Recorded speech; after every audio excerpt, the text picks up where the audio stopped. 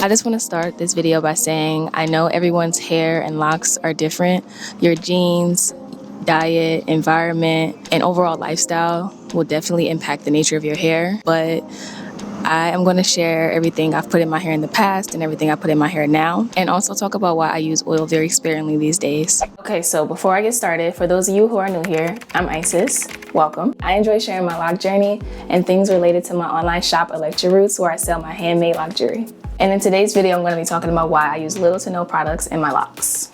So while I talk, I'm going to curl my hair with these flexi rods so I can get those beautiful curls you've seen in the intro. Now, I'm not going to sit here and say I never put any products in my locks before, or I don't put no products in my hair. Never, ever, ever. But it's really been only a few products over the past 5 years. I used to not consider oil a product because I would do water and oil retwist, and I would say like no product retwist because I was just using water and oil. But now I kind of consider oil a product. Do you consider oil a product? Comment down below and let me know whether or not you consider oil a product. Okay, so what products have I put in my locks? So with my first set, I think I used an edge control like a few times, maybe like 5 times here and there around like year 1 to like lay my edges or smooth my edges back. But most of the time, even in my first set, I would just use oil and water to lay down my edges. I would just tie a compression scarf down until they would dry, and then once I take the scarf off, they would be pretty laid. So all I really would need is oil and water. So I never really used edge control or gel or anything on my edges. Other than that, I never used any waxes, creams, no mousses or anything like that. In my first set, I really used water and oil 98% of the time, I would say. And then with this set, I did use shea butter when I installed the 2-strand twist because I wanted to use something a little heavier because I had like blow dried my hair, which honestly thinking back, I didn't even need to blow dry my hair. I could have just installed the 2-strand twist in my wet hair. But I had blow dried my hair and I just felt like my hair was just feeling dry. So I didn't want to install 2-strand twist on super dry hair, and I didn't want to install it on wet hair for some reason. So I used some shea butter for that. And I also used shea butter in some of my retwists with this set. In like the first 6 months, I did use shea butter a couple times, but after that I switched to oil. But yeah, that's the only thing that I put in these locks besides water and oil is that shea butter in like the first 6 months of the journey, which I would not recommend. Don't use shea butter, it's unnecessary. It didn't stick, it didn't like cause any permanent, what do you call it? It didn't cause any permanent buildup in my locks or anything because I use ACV when I shampoo and stuff, and I really focus on not having any buildup. So I was cool, but I definitely would not recommend using it. So yeah, water and oil have basically been the only 2 things that I put in this set. And so I want to talk about the type of waters that I do use, because I don't just use like regular water out the shower or out the sink. I'll make like my own homemade lock sprays, sea moss water, and that's where I'll just soak dry sea moss overnight. And then I'll make sea moss gel out the dry sea moss that was soaking, and then in the water that the sea moss was soaking in, I'll put half of that sea moss water mixed with filter water to kind of dilute it because it gets kind of thick. The water gets kind of thick from the sea moss soaking in it.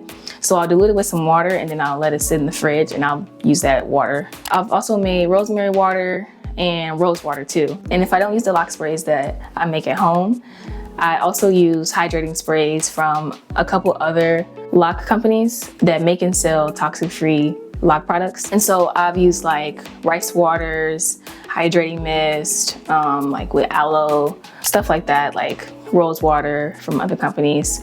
So yeah, those are the types of waters I use in my hair. I like to use light oils like vitamin E, tea tree a little bit, grapeseed oil. I'll put grapeseed oil in my hair. And I've also used some Jamaican black castor oil in this set, but I don't use it anymore. But when I did use it, I would dilute it with some vitamin E oil because it is so thick. But I don't use oil too much anymore. I used to use it for every retie when I had interlocks. I would use water and oil on my roots when I would retie. And then like I said, I would use water and oil when I would retwist this set. And then I transitioned into doing just water only retwist in the 2nd year with this set.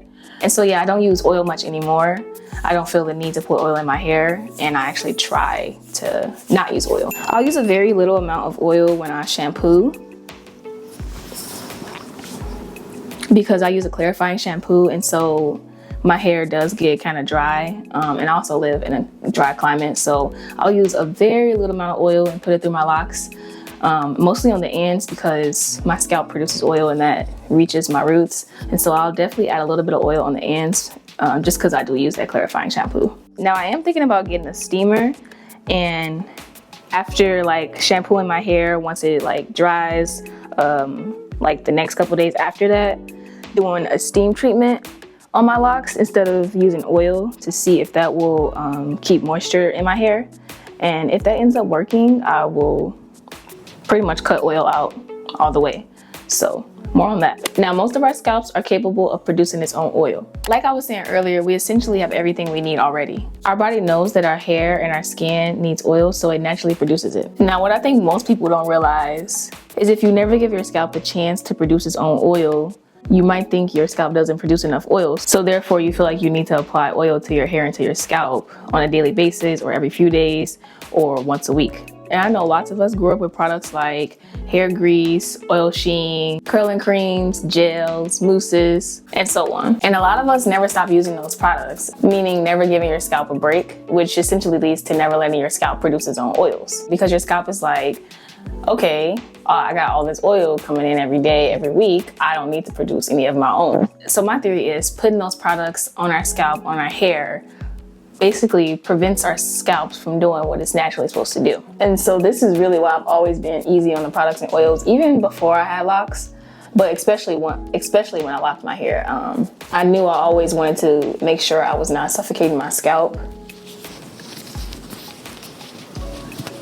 And yeah, that's basically why I use water 99% of the time. And I'm telling you, I use lots of water in my hair. Like, I'm gonna do more videos talking about how much water I put in my hair, why I use so much water in my hair, and things like that. I really do feel like it plays a huge role in my lock journey. So yeah, I'm definitely gonna give the steaming thing a try that I talked about earlier to see if that'll moisturize my hair after using the clarifying shampoo. And I will definitely document that and report back to let y'all know. If I feel like the ends of my hair need oil as my locks grow longer and further away from my scalp, then I will definitely use a light oil here and there on the ends of my hair because that hair is the oldest, and so definitely want to protect it, and it is the furthest away from the scalp, so it does not get all that nourishment that comes out of your pores. So yeah, so I definitely will take y'all on that journey.